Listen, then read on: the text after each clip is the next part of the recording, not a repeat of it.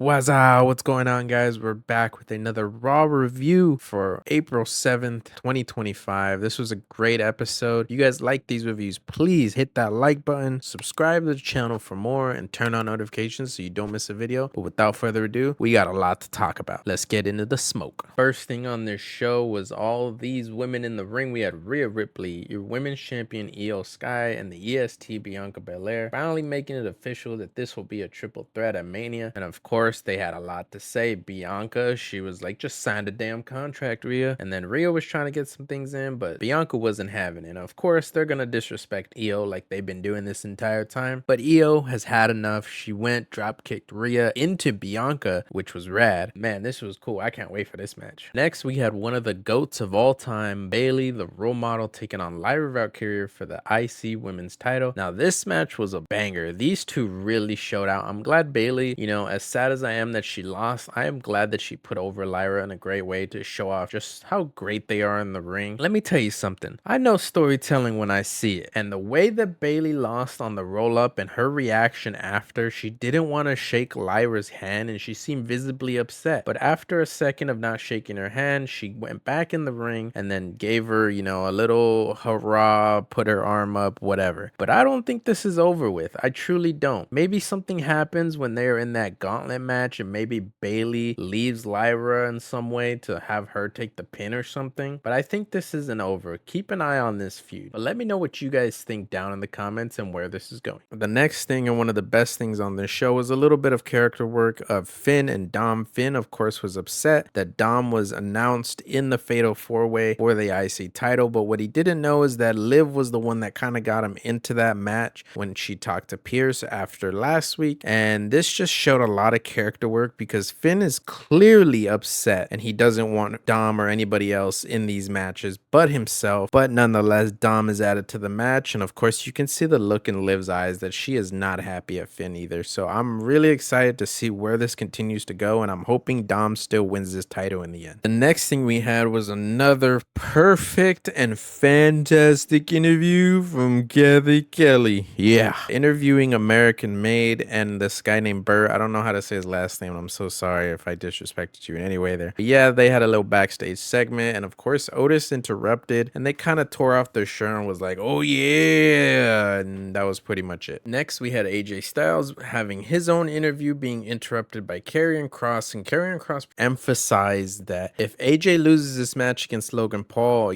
others lose this match as well. A lot of people don't want to see Logan Paul win, and that's very understandable, but I think Karrion Kross is playing more of a puppet master here where he just wants AJ to possibly drop his guard, and maybe this is leading to a feud between the two after Mania. We just have to wait and see, but I like what Karrion Kross has been doing lately. I would love to see him more in matches, but I do like what he's been doing with this character. Let me know what you guys think down in the comments. We finally had a match on the show again after a little while. We had the grand return. You see what I did there? The grand return of El Grande Americano going up against the LWO, teaming with the Creed Bros. Now look, at this point, we all know it's Chad Gable. I really love this match. This was a fantastic match for both. LWO is showing a lot of what they can do in the ring. They're showing a little bit more character work, but I'd like to see a little bit more. Anyways, this was a great match, and it ended with Chad Gable using a plate padding to put in his mask, and he headbutted Dragon Lee and Rey Mysterio, who did notice that he was trying to cheat to win. Me personally, I don't give a damn. You know what? El Grande Americano for the win, and that led to a beautiful win for the Creed brothers, a well-needed win. And this also set up later on as Rey Mysterio was backstage with Adam Pearce, and he demanded that he faces El Grande Americano, and he chose his place of poison, and it's gonna be WrestleMania one-on-one. Let me know who you guys have winning this match. I kind of have Rey. I'm not happy about Rey winning it in the first place, to be honest with you. He's had 3 Manias the last 3 years, and he's probably gonna win all 3 of them. And it kind of just, I don't know. He's old, in my opinion. He's great in the ring. Don't get me wrong. We have a lot of respect for Rey, but I'd love to see newer talent get over and get wins when they need it. Especially Dom, Gable. They deserve these wins. Next thing we had was an in-ring segment between Jey Uso and Gunther. Now this was a little bit long. This was about like a 7-minute promo, but I do like that it was for Jey. And Jey, he's put so much emotion, especially with this one, saying that he's not afraid of Gunther anymore and that what he had had to tell his own mother that his big brother was in the hospital, just really showing how much he cares for his family and how much he gonna put the whooping on Gunther at Mania. I really like this. I'm really liking how they're telling this story now. This is just gonna be an amazing match, I hope, at Mania, and that Jay finally gets his win, gets the title. But I'm not gonna put it past them if they do want to have Gunther retain, but I'm gonna go towards Jay most likely. But this was fantastic. The next thing we had was a pretty simple. It was for the tag team titles of New Day versus the Viking Raiders, and this was going great until there was a chair involved and the Viking Raiders got DQ'd. Therefore the New Day won, but they didn't win the titles, most likely setting up a match of Mania again. So this was real quick and easy, nothing much. The next match we had Daddy Dom going up against the Luchador Impenta Cero Miedo.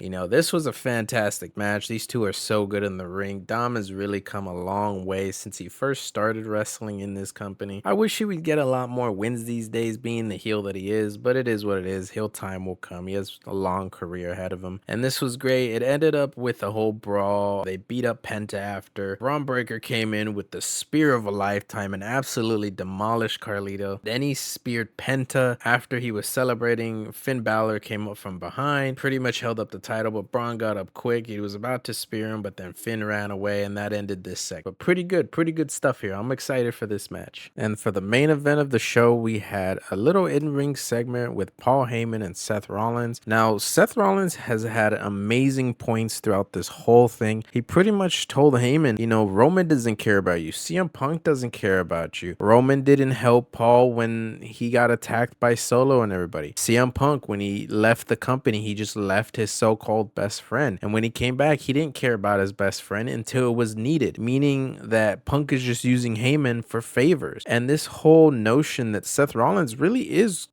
was correct. I mean, he wasn't really telling no lies. And of course, that got them very heated. Now, Seth Rollins put his hands on Heyman, and Heyman pretty much stepped up for himself. He says, don't put your hands on me again or you about to catch some hands. But let's be honest, Heyman ain't putting no hands on Seth. Seth then put him in the corner and was almost pretty much choking him out. And then CM Punk's music hit. They started fighting, and this was pretty good because at the end of it, Seth Rollins curve stomped the hell out of CM Punk, and he was just about to do the same thing for Paul Heyman, but he stopped himself. Now, this is the most interesting part as well. The fact that Seth Rollins grabbed the mic and then said, now you owe me a favor, Paul. How many favors? We're just throwing out favors like Oprah throws away cards and giveaways. I mean, it's crazy. Favor, you get a favor, you get a favor, you get a favor. Now, I'm really interested. This has been a really well-booked Mania in terms of this match. A lot of it has been kind of shaky, but this has been pretty good, and I'm excited to see this match in Mania. Roman will be on the show next week. We have a lot to look forward to in the last week leading to Mania. But let me know what you guys think of this episode. Anyways, if you did enjoy this review, please don't be afraid to hit that like button. Subscribe to the channel as we do more reviews and more content coming soon leading up to WrestleMania. And look out for the prediction video coming probably next week. I'm gonna wait until they maybe announce a few more matches. I don't think this card is fully set. We have a few ideas, but I don't think it's fully set. But anyways, until next time, deuces.